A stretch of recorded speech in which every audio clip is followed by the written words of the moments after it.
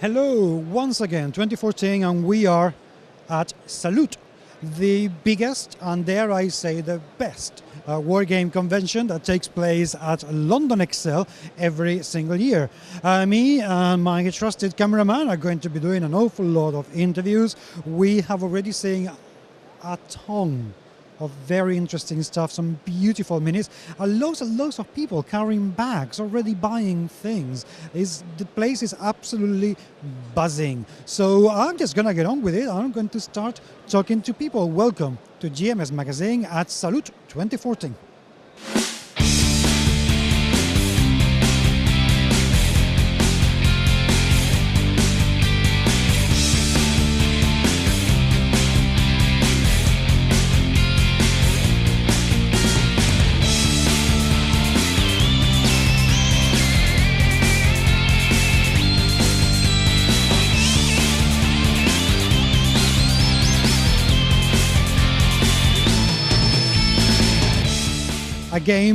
A card game, straight from the UK, straight from Kickstarter, that's taking the gaming world by storm. And if it isn't enough yet, it should, because as well as being terrific, it's actually a really excellent game. These human beings, this is Martin Ward, who's designed Lords of War, a card game that, guys, there is a lot in that game. Tell me a little bit about it and how long it's been going on. Sure, okay, so Lords of War launched in December 2012 at Dragon Meet Game Show, also in London.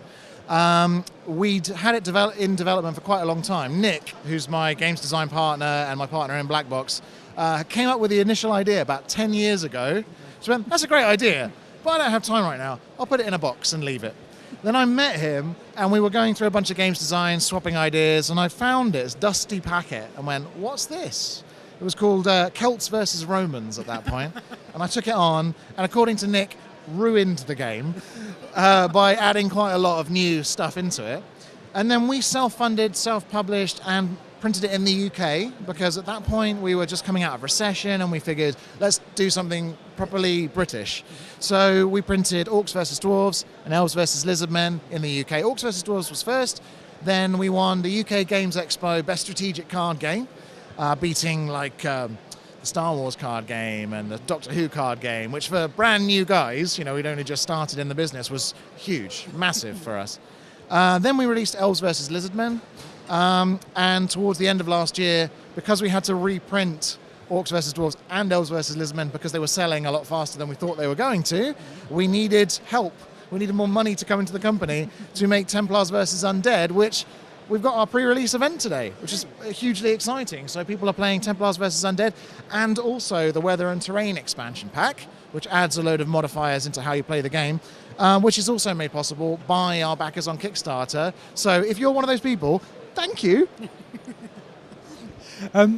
One thing that I'm very curious about, you're obviously very enthusiastic about the game.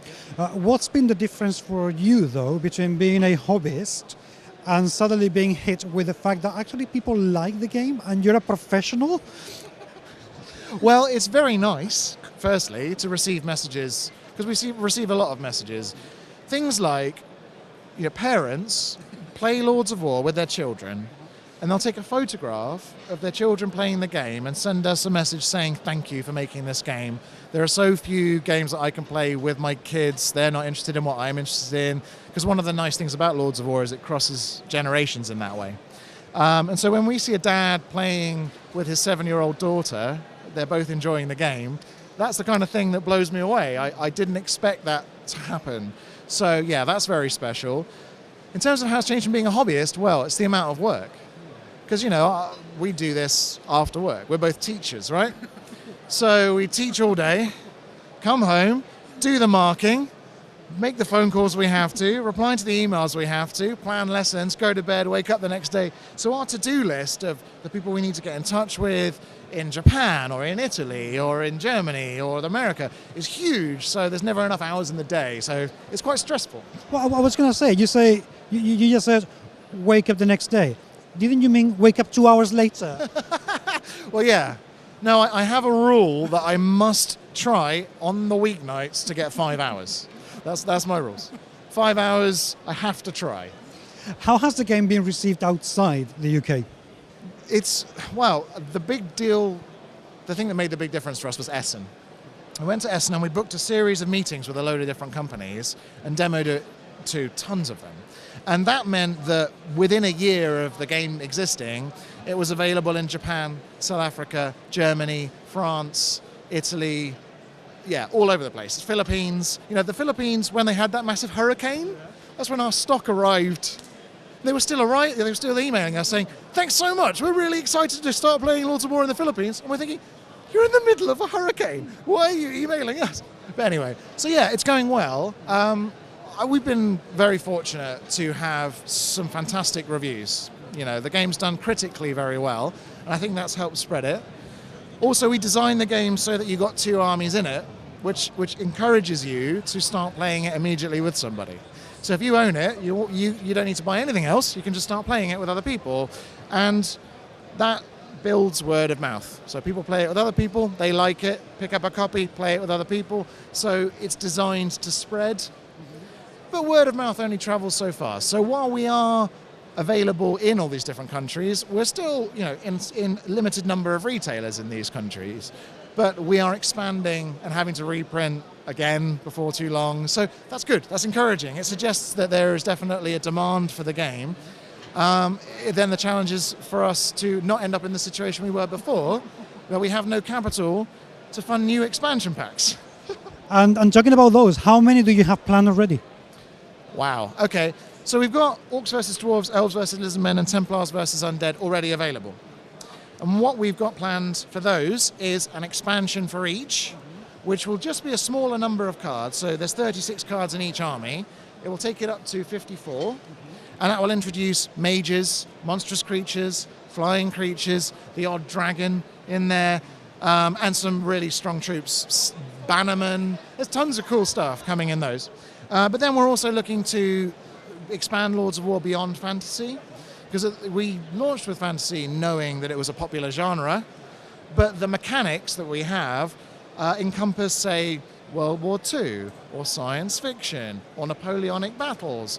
And so what we're trying to do at the moment is put together Lords of War World War II, which we'd like to get out for the end of the year, but don't hold me to it. We might not be successful. When, with an emphasis on the when, are we going to see the iPad version? Well, that was a tragic story. So the iPad version works on our phones. We have it here today. But it was developed by two guys working out of the Creative Assembly. I don't know if you're familiar with the Total War franchise. Okay. Creative Assembly last year did a massive deal with Games Workshop. And Games Workshop saw our little app and said, cease and desist, conflict of interest.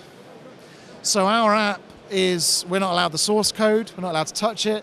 Loads of people here have been coming up and saying, where's your app? We were loving it, we were playing it, it's great. We were on the beta test, but as soon as it came to release, we couldn't do anything with it.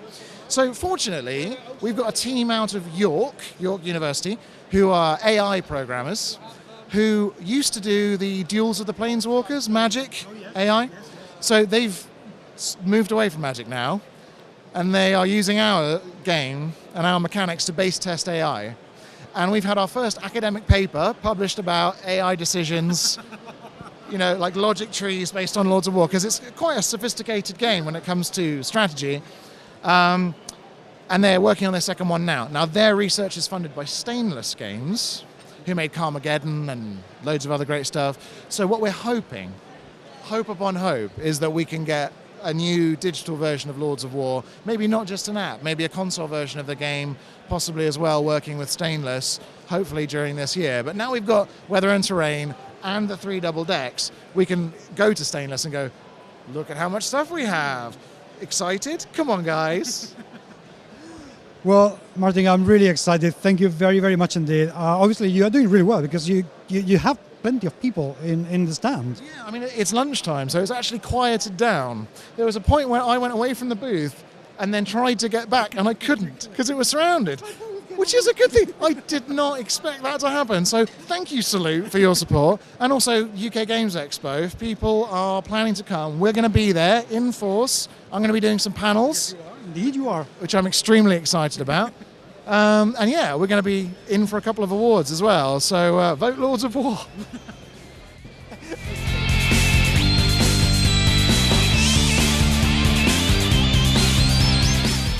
I have said this many times before.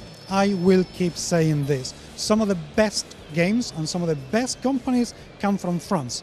And this gentleman here, Mohammed, from Don't Panic Games, is kind of proving this. Mohammed, you're here with a different company.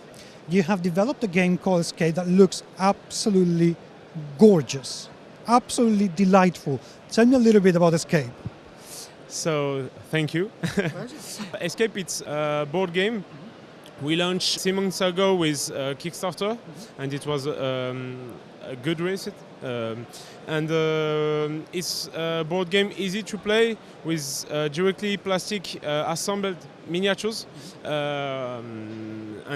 are happy to say that we receive all production and we can launch it next week. So it's a good first project for us. You launched the project in Kickstarter through Kickstarter UK or Kickstarter in the USA? It was on Kickstarter in USA. Does that mean that you guys have distribution in the US and people can buy the game over there? At this time, we search for some distributor in US, but we have some contacts with people who are interested, because when we come with this kind of materials and this quality of materials, a lot of people contact us to and are interested to distribute this game in US. So, the minis I've taken a look at, they look absolutely glorious. Glorious. Tell me a little bit about the production process. How did you go about creating those minis? It's very interesting because at this time we look a lot of projects launch with 3D printing. We don't choose to make it. We take classical sculpt, we cut it, and we launch to China with some people who make molds in plastic, and we find a good way to have a lot of details on plastic, and after they are directly assembled in China to be more easy for a painter and player in Europe to play, or US to play and directly outbox. So do the minis come assembled already? Exactly. That's brilliant. We think it's very important. Why? Just because when I buy a board game or when I take some game, it's always hard for us to assemble. So if we can make it directly in China, for us it was very important. And in May, you're going to launch Drakerys, which it looks, I mean, oh man, I really am so excited about this already. Tell me about this game. Thank you. So it's a new project we will launch in May this year by Kickstarter. With all experience we have about Kickstarter now, we really want to make something bigger, with more detailed miniatures and with the same process. But there are a lot of surprise, you know. What is the game all about? This is I think this is something of between a big army games and a skirmish games. This is something between both, because it's always the same. We make a game because we are gamer. So we always make what we need, and this time we need a play with some figures, but not too much, and with a lot of easy to understand, but with a lot of possibility to play. What is the game all about? What is Drakerys all about? Drakerys is when we create it, we need some classical medieval fantastic models, but a very new gameplay. it's not you play against your adversary, but with your adversary, and you not play turn by turn. You play a unity, and your adversary play an unity, and it's something very interesting because you have more exchange with your adversary, and there are a lot of fun. I cannot wait to see this. I'm going to wish you the best of luck, although I know, for now, this is going to get funded because it looks absolutely wonderful. So best of luck with it. Really fantastic to see you guys in here, and can't wait to see what you come up with next. It's going to be fantastic. Thank you very much.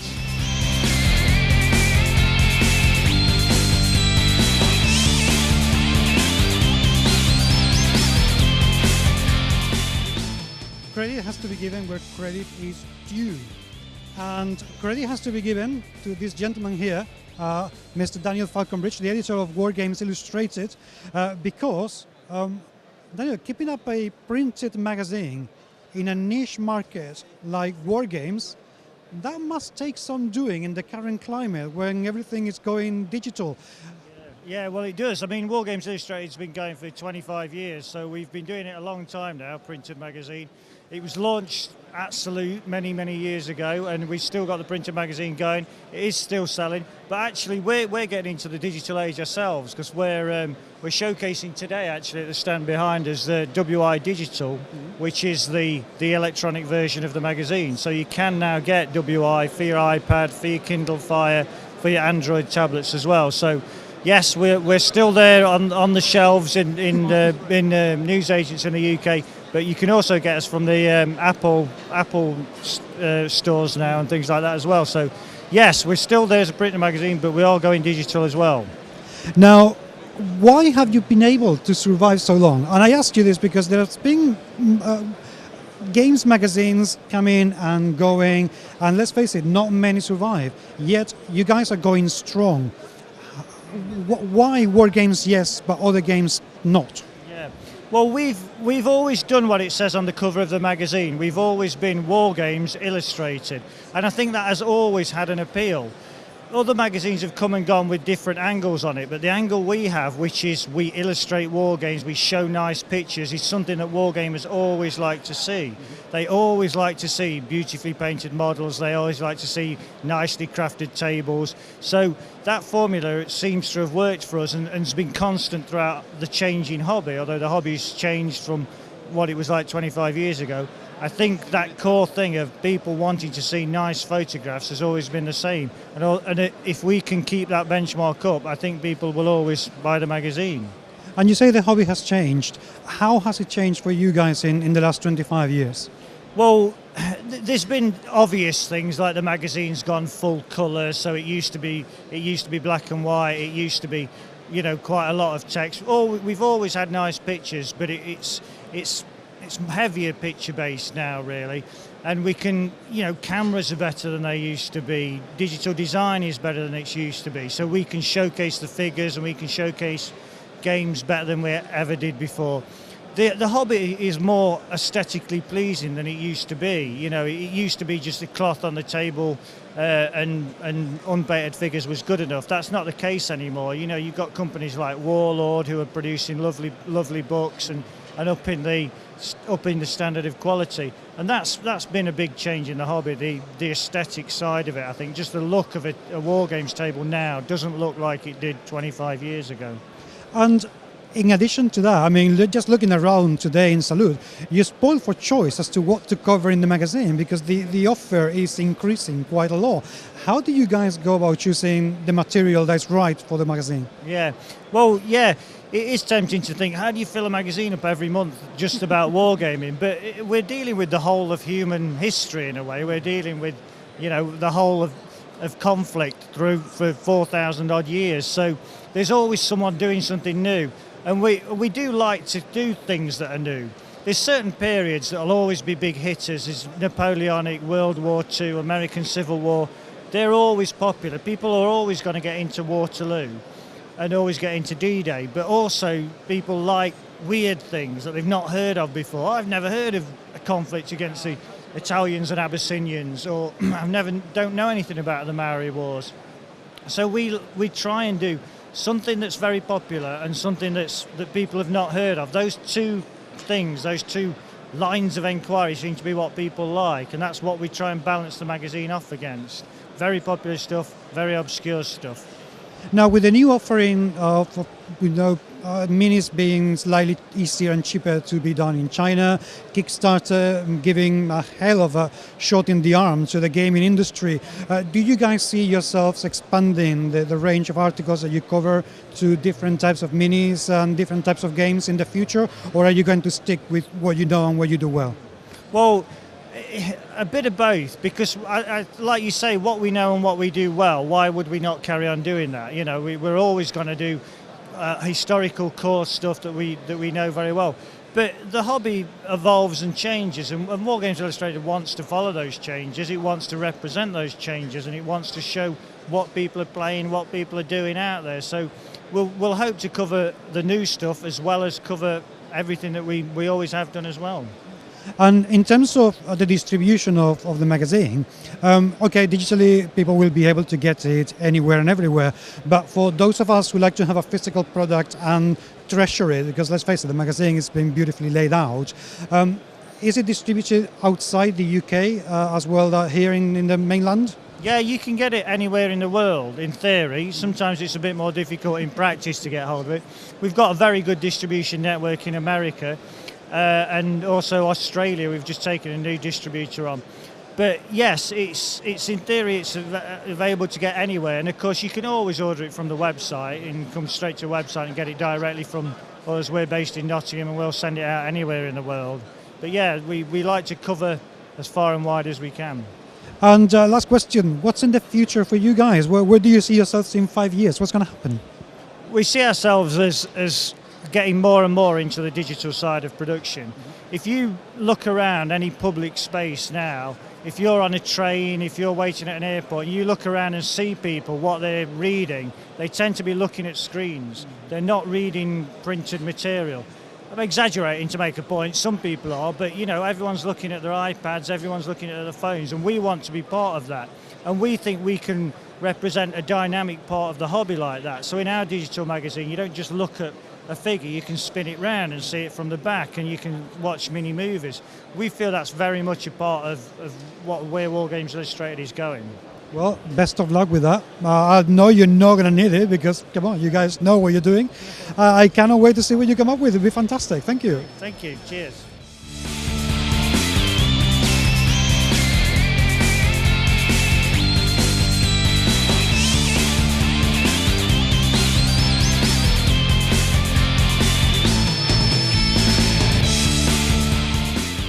Friends, few companies have had a bigger and better years than Fenris Games. Ian, when we spoke last year, you were announcing the Cthulhu Wars Kickstarter. That's been come and gone. Man, what a Kickstarter that's worth. Yeah, I mean, we thought we might do reasonably well with it. We thought we might just about cover the 40,000 we were looking for, and I believe the final total was 1.4 million. So yeah, it was a bit of a shock to all of us, really.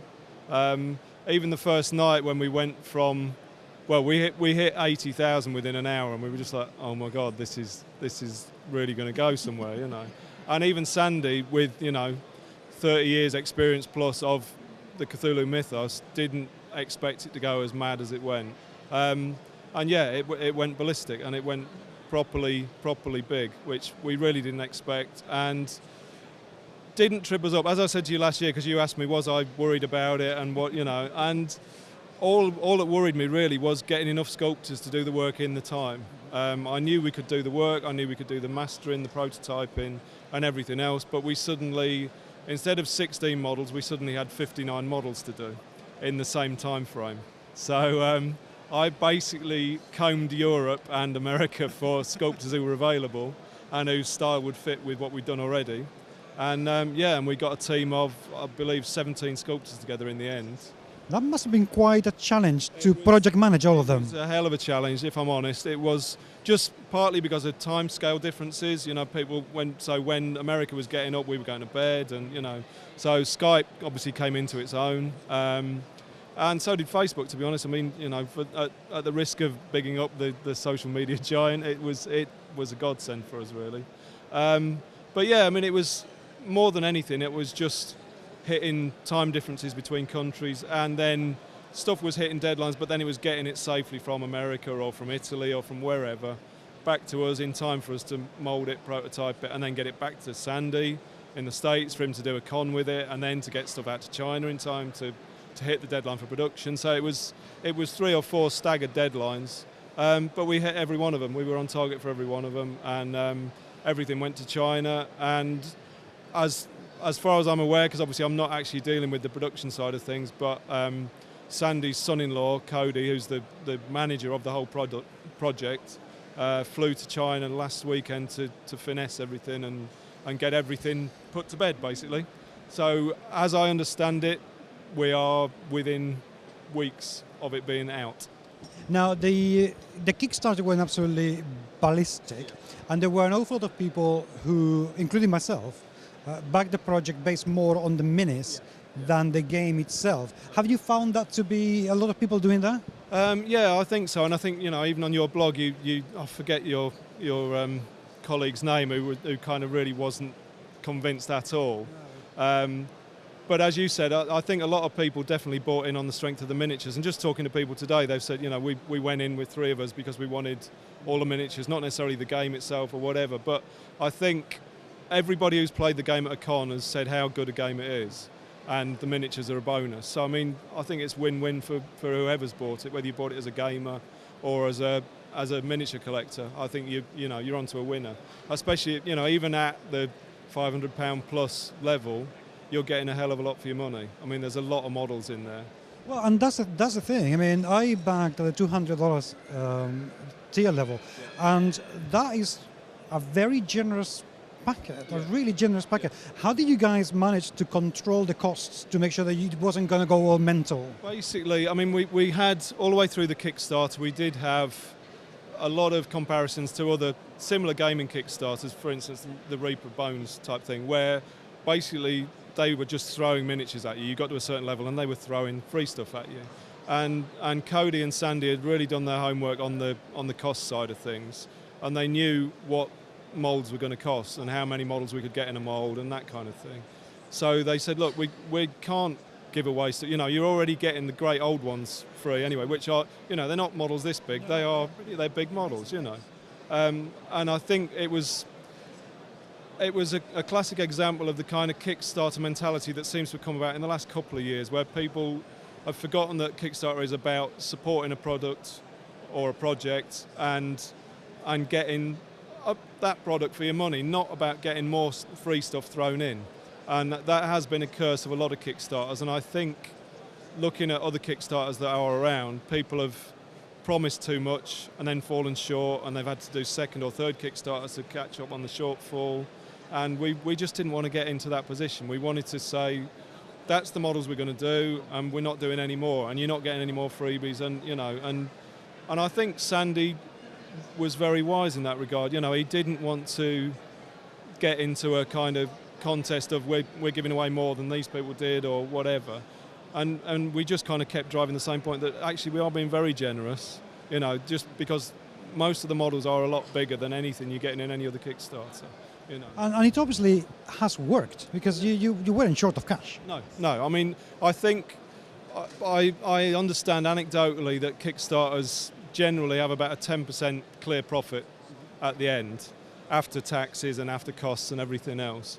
And I know that, well, put it this way, Sandy's got enough money kept by to do his next Kickstarter with us.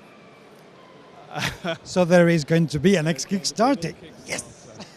Unfortunately, I can't tell you what it is. That's fine. I just want to know there is another one coming. That's excellent. There is another one coming. Sandy's been working on another game. Since Cthulhu Wars was finished, he's developed another game while everything else has been going on, which is why he employed his son-in-law to be a manager so that he could concentrate on the new game. And we are going to be doing the miniatures for it. And yeah, and it'll be basically the aim is that as soon as Cthulhu Wars is fulfilled, the new one will start. So that'd be fantastic. And how has it affected Fenris games? How has it affected you? It's been a tough year, but in a good way.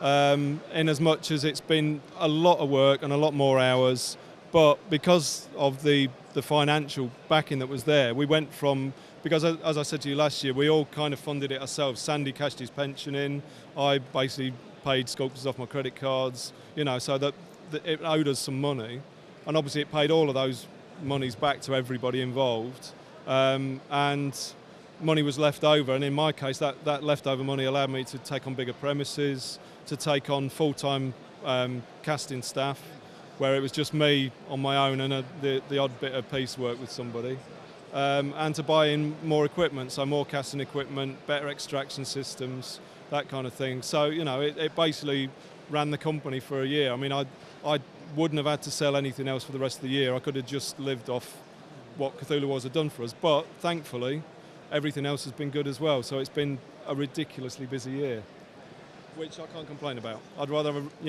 have that than be twiddling my thumbs wondering. Yeah. And that, friends, is why Kickstarter is definitely a very good thing for an awful lot of people. Ian, best of luck for the next project. I can't wait to see Cthulhu Wars finished and see what else you guys come up with, because it will be amazing. Thank you. Cheers. Thanks.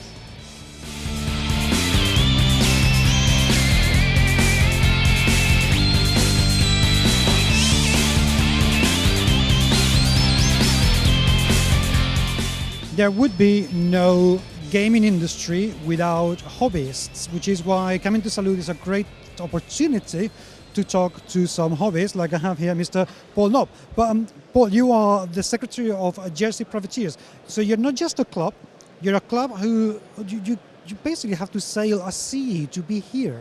Yes, we live in a little lovely little island of Jersey in the Channel Islands, and basically we, years and years ago, about 10 years ago, the Jersey Wargames Society used to come to Salute, and the newer generation in Jersey decided, our club, we've been 10 years going, let's go to Salute. So we've bought our table over thing, which is based on a fictitious town in Normandy. Right. And also as well, it's a little homage to a little bit of local thing, because we play our games in a bowling club called Le Creux. So we called our place Le Creux de Mont, Right. set in Normandy. Basically, like you say, we've travelled over from on the ferry. All our table and everything has been designed so we can actually pack up, legs, everything, all the tables moulded, and be put in the back of a transit van, put on the ferry and moved over here. It's amazing. It's a hell of a logistics nightmare, especially coming from an island that's renowned for not getting any mail in because of fog. And so getting everyone flowing over here in the club, there's 20 of our members over here flowing over. We're all supporting the same colour shirts and the badges with pride. And basically we've even got one of our Dutch members even flown over. How many members are in your club? In our club in Jersey, the rough estimate at the moment, we're around about 45 to 50 mark at the moment. That's impressive. Well, it's a merger of all the clubs in Jersey. We've all become one big club, and we've become sort of a little bit more of a bigger outfit, more organised, more professional in aspect in gaming, even though we are just hobby enthusiasts and nutters. So how is your club organised in the sense of the decisions you make to do things like coming to Salute, or the games you play, the things that you create? How are you guys organised? We organise basically because a lot of us work in Jersey in sort of like states, because we're an own government in Jersey and called the States of Jersey, and most of our club members are actually members of the states in different jobs and different logistic roles. So we are used to organising logistics stuff and working on getting things off the island. So we've got a committee of around about 8 people at the moment who decide the whole things, which are voted on by our membership. And each year we have an AGM. We do like every other sort of like a big organisation. And at the moment, what we want to do is, if anyone from Guernsey's watches, we would like to challenge Guernsey to come over to Jersey and play us a game. And we'll come and play it in the All Little Island as well. But that's friendly rivalry between the islands. But we would love to see them do the same what we do. That sounds pretty cool. Now, tell me a little bit about the board that you have today, because you have dead cows on your board, which I find absolutely fantastic. Reason we got dead cows on our board is because we've actually found some pictures on the web and through resources of dead cows in the Normandy fields around this period. So we, as a nation of people who are famous for their cows, the famous Jersey cow, we had to think, well, we've got to put some dead cows there. Jersey was a bit cut off during the foot and mouth disease and that, and our cows became quite sacred. So we thought, let's kill a few. So we've had our own private culling. Now, Jersey, of course, was invaded by the Nazi army during the Second World War. Do you guys draw any inspiration from that period to create your boards and your games? We do draw a lot of them. In fact, quite a lot of us are members of the Channel Islands Occupation Society, which is in pride of remembering the heritage of Jersey during the occupation, the suffering, and also what's great with Jersey is all our bunkers and fortifications are still there intact because we were never invaded after that. So no one came and destroyed them. So the organisation built a battery on the coast of Jersey and have actually put in place, one of the guns we've got on our board is actually a paint job of the gun that's actually now has been put in place in the actual battery, and it's called the Battery Mulk. And a special thank you goes out to Channel Occupation Society for giving us inspiration. That sounds absolutely brilliant. Oh, it's handy living in Jersey and having all this sort of like experience and knowledge, especially in World War II, because in Jersey we're allowed to fly the swastika and have things put on because we were officially occupied. There's famous photos. Hitler thought that Jersey was an easy place. It's part of British soil occupied. There's loads of photos on the net of a British bobby, which is usually a Jersey or Guernsey bobby, standing with German soldiers for propaganda. But we would like to recognise the suffering that the Jersey people and the Guernsey people did during the war and honour them by having little odd mentions on our board. Here, here. Now, if people want to find out more about you guys, you know, people from anywhere in the world, how can they go about it? If they go on Google and type in Jersey Privateers, then basically we should come up quite easily as one of the first options. We've got a Facebook site, so if they want to type on Facebook Jersey Privateers, there will be links to us, and if they type on the websites or on the actual Google Jersey Privateers, there'll be links. Also as well, we've just launched our own email address, which is jerseyprivateers@mail.com. Perfect. Sir, thank you very much indeed. My pleasure. Enjoy the show.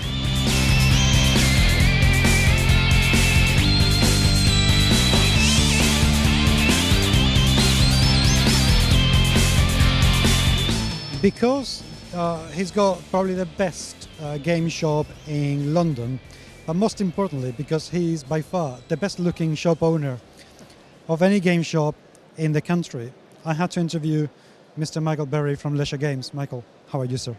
Hello, Paco. Very well, thank you. You look it. Thank you. Now, you've been this morning awake since about 3 in the morning because you had to come from home to the shop to the van to Salute and sell things. That's right. Yes. Yeah. It's a long day. However, how has it gone though? Because I've seen the convention today has been actually very, very busy, very buzzing. Yeah, it certainly seems to be. It's been a good fun day, busy from start to finish, really. It's pretty much always the case with Salute. Salute's such a fantastic show, so many people here, but it seems to be, non-stop trade at the stand. One thing that I always find very interesting when I see your standing here is that although you have in the shop a pretty huge selection of war games, you still bring a very eclectic mix of war games, board games, role-playing games. You bring a little bit of everything. Why bringing everything instead of just concentrating on the war games? Because it's the thing that sets us apart from everybody else here, really. I don't think there are any, or not very, very few other traders selling board games. We feel it's something that sets us apart from the others.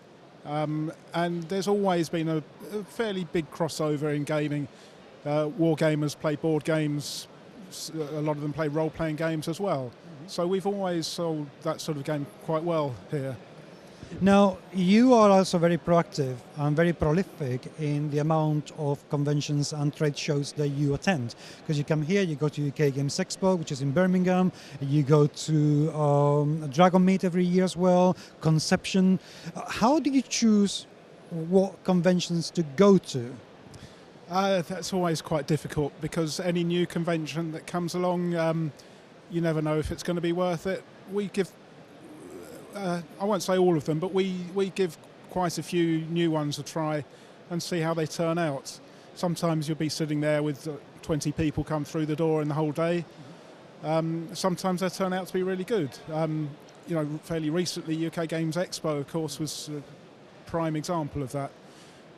This year we're very hopeful. There's one called Dragon Days coming up in, I think, September. We're going to give that a try, and I think that should be quite a good one, hopefully. But I think you've got to try the new ones out and see how they go. So if I were a person doing a new convention and I wanted to convince you to come, what would I need to tell you? What do you need to know to make that decision? Because conventions come and go all the time, and being organized by people who are not experienced, they don't know what to tell you, how to sell it to you. What do you need? Again, there is no sort of set things. If I think that you're going to be pushing it, publicising it well, and that you're inviting the right sort of people, I mean, if you tell me that you're starting a new convention and you've invited 20 traders, then I'm going to think, well, why, how many people are going to come along? How many traders do you need for a new convention? Most new conventions will start with maybe 1 or 2 traders, but some try to make it big by having too many traders there, and that can put me off. No, which is nice. It's perfectly fair enough. Now, I have to ask you, about being a shop owner, I have to ask you about Kickstarter and whether you think that Kickstarter has actually helped or hindered you. What impact has it had for you? It's difficult to be certain. Certainly, as many people say, and I agree, it's a double-edged sword. There's some good things and some bad things. Of all the new games that come out every week, one of the first things we look at now is whether it's been kickstarted. If it has, we know that there's a good chance that most of our sort of hardcore regular customers, if they like that sort of game, they've probably already bought it. So in that respect, it can have a very negative effect on how many copies of a game we'll stock. However, on the other hand, it can create a buzz about a game. Yes, some of our regular customers will already have bought it, but if they've played it and loved it, played it with friends, told other people about it, then it can make a game more popular. So what would you say to designers out there who are thinking about going to Kickstarter that would make them be more enticing to you? Basically, how can they create a Kickstarter campaign that will help you afterwards and also help them as well? Because the more games are sold through shops, the better for everyone. That is a very, very difficult question to answer. I think a lot of people who've talked about it, come up with ideas. A few people have suggested things like that they encourage people to back a game via a retailer. Kind of as a retailer, we commit to buying games, which we've got people in turn who are going to commit to buy through us. So for one thing, that also gives us an idea of how popular a game's going to be. We can talk to the people who are backing it, find out why they're backing it, what they think of it. But of course, that does mean obviously we're getting a bit of the money from it, so not quite so much is going to the original designer. So it's a tricky one. Do you think that at some point something will get normalized and a balance will be restored, so to speak? I'm quite sure it will, yes. Quite how long that takes and quite what the answer will be, nobody knows, but I'm sure it will. Mike, as always, thank you very much indeed. It's always a pleasure talking to you, sir, and hope that by the end of the day you have nothing in there. Thanks very much, Paco. Always a pleasure to speak to you too.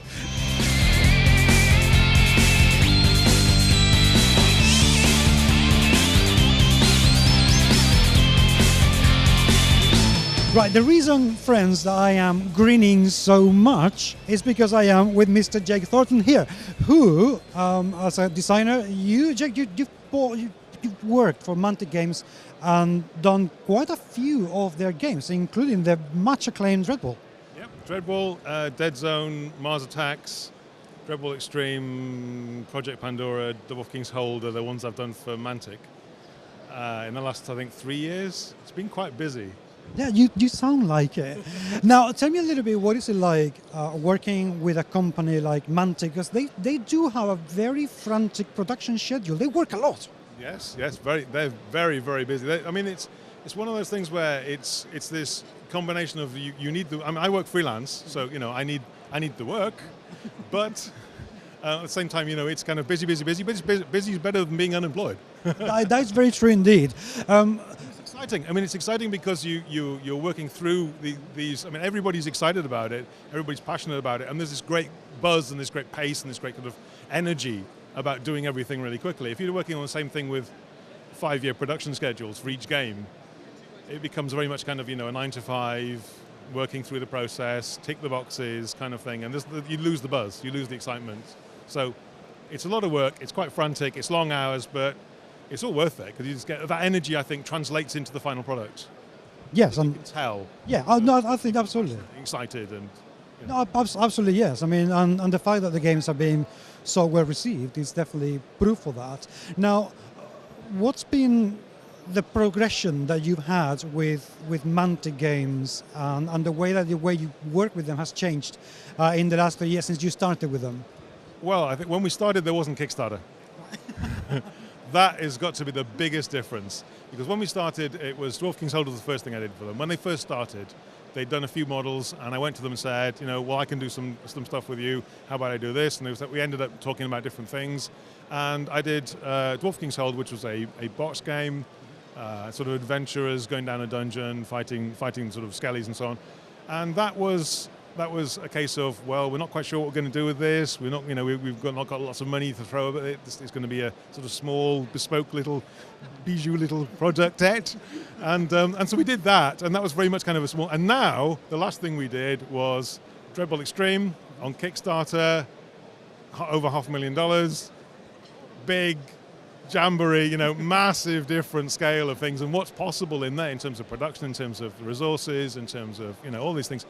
Completely different world, and that's really the difference, the change in which crowdfunding has been able to influence this industry as a whole. And I think that Mantic is just one aspect of that. They're one group of people who've taken advantage of the Kickstart kind of phenomenon and been able to run with that and make a lot of progress with that, and being able to get a lot done in terms of progressing the company and growing the product range in a very much condensed time. From your point of view as well, how have you changed as a designer in the last 3 years? Because I can imagine you learn lessons from game to game and put them into practice. You do. I mean, I think a lot. I've been doing this a long time though. So I mean, I was designing games. Let's say a while ago. Many years. So I mean, I worked at Workshop and I worked for people before Workshop designing games. So I mean, I think the first one came out in 1986 or something like that. So. Yes. When you were 12? When I was 11 and a half. So you design, you learn every time you do something. You learn as you go along, and you sometimes you build on what you've done before. Sometimes you take that as a dead end and try a different tack, or sometimes you go, well, I've done everything I want to do in that direction. And I want to look at some other aspects or some other tacks or other approaches to look at things. But I think I've got more practiced at saying in advance, what is this game going to be, and honing down the object, because you can't do everything. No game can include all the aspects of whatever your subject might be. So I mean, when people occasionally tell me, I've got this game, it's so detailed, it's got it's a Napoleonic battle game, it's got everything there is to know about, absolutely blah blah blah. And the first thing I say is, what about the post? Did your soldiers get the letters from home? Are they, what are the latrines like on this? Have they got sore feet? And you go, well, no, you can't put everything into a game. You pick and choose what aspects are interesting to you, what challenges you want to present to a player, And is this a long game? Is this a short game? Is this a quick, fast game? Is it a slow, thinky, careful game? Is it full of luck? Is it full of thought? Has it got any luck at all? And I think what I've done is I've got better and better at being able to define at the beginning of a process what I want a game to be, how I see, and I sort of develop a movie in my head of how the thing will be, and then try and make that movie into a game, if you see what I mean. So I think it's a case of, rather than just sort of haphazardly wandering into it without much of a plan that I used to do many years ago, I've kind of got better and better and better at, when I came to Mantic, I gave a set of 4 different briefing documents to Ronnie and said, these are the 4 games, which one are you interested in? And we talked through the different ones. And then we went away and I worked up what the one he chose. I worked it up a bit more and I came back and represented that. So it's basically being more kind of formal and more structured about approaching it. That sounds absolutely fascinating, I have to say. Seriously fascinating. So far, though, which one has been the most rewarding experience of the games that you've produced for Mantic? I don't know. It's one of those things where I think this is common for people who compose music, people who paint pictures. It's the one you're going to do next which is going to be the best one. It's the one you're working on that is you have the sort of the most kind of passion and verve for, and you kind of go because you start off with a process. You start off designing something, and you start off and anything's possible. And as you go through the process, production issues, time issues, resource issues, simply the fact that not every, as I said before, a game can't have everything in it. So you have to sort of take things out because they don't fit anymore into the sort of ethos you want, the kind of game you want to be, you want it to be quick, so you have to take things out to speed it up, or you want to be simplify it or whatever. So you have to kind of hone things out. And I think you start off with the world being infinitely possible, and you get more and more and more honed down, and eventually you get to this sort of situation where you're more business-like and refining things, and so it's less exciting in that way and more business-like at the end of a process. So I think it's always the one you're working on that's just about to go exciting and could be anything and it could go anywhere and all these possibilities are open, and you haven't yet had to make any compromises or any chopping back or anything like that. They're the really exciting bits. So it changes all the time. They're the most rewarding ones because you feel like there's a great buzz of it, like, wow, this could do anything. Right. Now, let's imagine I know absolutely nothing about your games, nothing about Mantic games. Okay. Which one would you recommend people to go for as a starting point? It depends on what kind of games you like, because Mantic does quite a variety of different things. It does, for example, if you like big tabletop battles, it's got a fantasy battle game called Kings of War, which I didn't write, isn't my one, and is hundreds of figures on the table, big sweeping vistas, grand armies, that kind of thing. Some people would like that. If you wanted a much smaller, more contained thing, you might say perhaps Dreadball, which is one of my games, which is a fun science fiction sports game. It's a bit like kind of ice hockey, kind of speed, but it's played, it's a bit like hockey, it's a bit like high-ally, it's a bit like basketball in some ways, it's kind of, people think, oh, it's just Blood Bowl, and you go, nah, it's everything except Blood Bowl, I think. It's everything except this kind of, anyway. So that is good because it's a boxed game you can pick up. It's a small miniatures count, so there's not lots of painting and preparation to go with that. There's, it's contained in terms of a board, but you don't have to build scenery, you don't have to do that, you just take it out, you've got your things you need. And of course, because it's all smaller, it's a lower price point, so that would be good. In terms of what's coming out this year, Mars Attacks is very much designed as an introductory game that has miniatures that are pre-assembled, that are coloured, so you don't even have to paint them because the Martians are all that sort of funny turquoisey blue, and the soldiers are green, and the heroes are red, so it's kind of very straightforward. It's more of a kind of board game, open the box, play the game, and that's simple. That's quite very simple rules. Very much designed to be played quickly with a group of people who may not all be gamers. That kind of game. So I would say they're probably the two I would pick. Those two box games are probably the easiest ones, Dreadball and Mars Attacks. But Mars Attacks isn't out yet. Okay. Later this year. Soon, hopefully. Soon, yeah. Yes. And what's in the future for you? What are you working on? What am I working on? Well, for Mantic, I'm doing. There's still stuff to finish for Mars Attacks, for the the base box is done. It's the extra little bits and bobs. So there's some for that. There's some bits for Dead Zone. So there's the tail end of some extra vehicles and some extra models that they just made that I don't think were in the Kickstarter, but they look nice, so let's make them anyway. And there's a few things like that. So there's a few extra bits and bobs that weren't in the original thing that kind of come back, and we need to just tinker with those. There's obviously Dreadball Extreme, which was our last Kickstarter. So that the core of that is done. That was the beta in the Kickstarter, so people played that. But now there's getting the final version done. So we're currently working on lots of balancing many player types for that. And then that's just semantics. I've got stuff for myself as well. That is one of the things I'm working on for myself. A big project for me is a game called Eternal Battle. And this is a skirmish game. It's a tabletop skirmish game. And the idea of this is these days there are so many figure companies producing gorgeous models, and more than I can ever remember. And the standard is very, very high. I mean, time was when Confrontation came out, Confrontation stood head and shoulders above everybody else in terms of quality. Their miniatures were just absolutely amazing. Nobody did anything quite like that, apart from people who were doing display figures. And these were gaming figures, and you just didn't see this stuff of this quality. These days, if Confrontation came out, people would go, oh, it's another one, yeah. I can name 20 people in this hall who do equally good models. And some of the people who work for them, work for Mantic, work for Hasselblad, like all of the same people, sculptors that didn't go away when Confrontation died, they carried on working. So these days, there's so many models to pick from. And as gamers, as I've got older, it's gone from having all the time I wanted and no money to having all the money I wanted to buy toys but no time. So I want a game, what I want to do with Eternal Battle, what is just about beta ready stage at the moment, is a game I can say, well, here are the core rules. You can play any period you want. This is the core rules, learn the rules once. So I can go, oh, they're really good. I go down to Empress and go, oh, they're really nice toy soldiers. They're really nice, Afghan war soldiers. I'll have a couple of dozen of them. And then I can play with Eternal Battle because I know those rules. But then I can also go to the Perrys and go, oh, American War of Independence. They're really nice new plastics.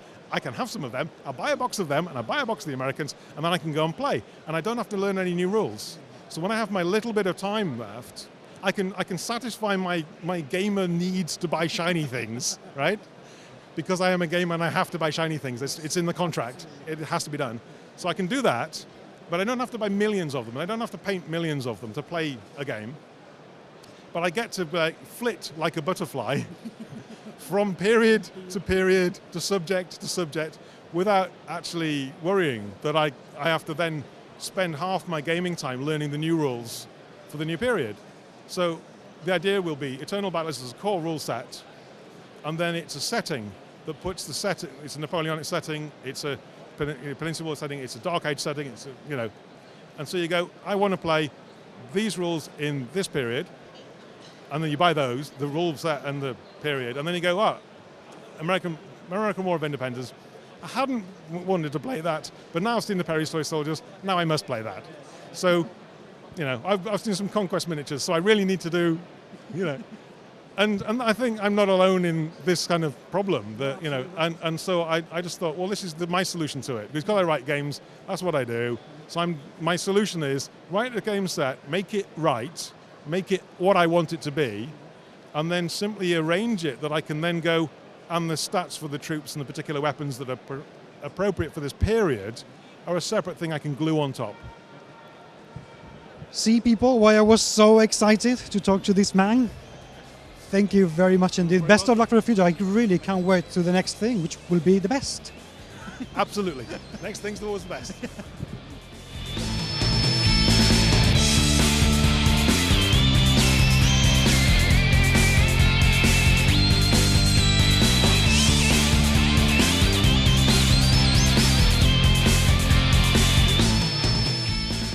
And that is it for now. Hope you have enjoyed the interviews. We have certainly enjoyed interviewing the absolutely wonderful bunch of people that we had in front of the camera today. And remember that we're going to be present, very present, at the UK Games Expo, so very much looking forward to seeing you guys there. But if you cannot make it, well, there is still Salute 2015 when we will be back, and hopefully we'll see you there. But until next time, have a great time gaming.